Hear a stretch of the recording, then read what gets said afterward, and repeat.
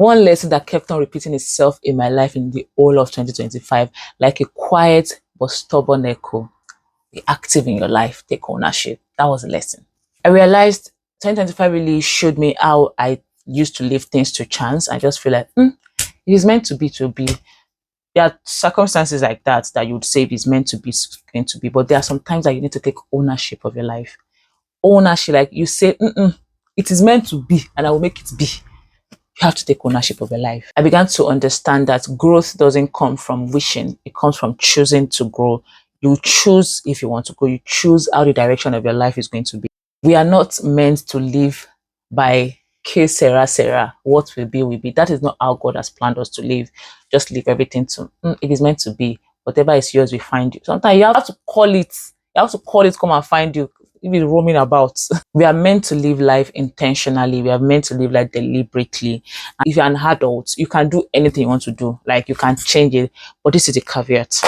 As much as we want to take ownership of our lives, we should also stay flexible, because sometimes your plans may be perfect, beautiful, good, and God will look at you and say, no, this is not what I want for you. Change all of this, change your plan.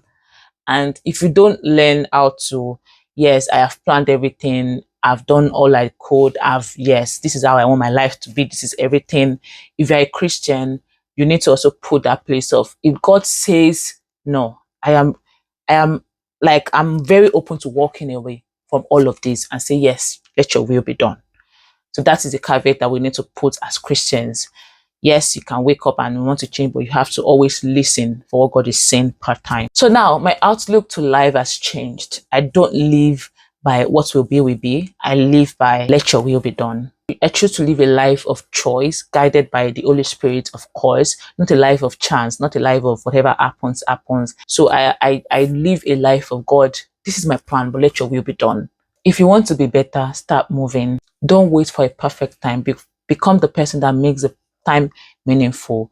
And with all your beautiful plans, with all the amazing things you've written out in your vision board, you've plastered the pictures you've put on your everywhere, with all as beautiful as those things are, be open to God. Let your will be done. I want to hear from you. How do you balance living life, taking ownership of your life, and also living by God's leading, God's guidance? How do you balance that? Let me know in the comment section.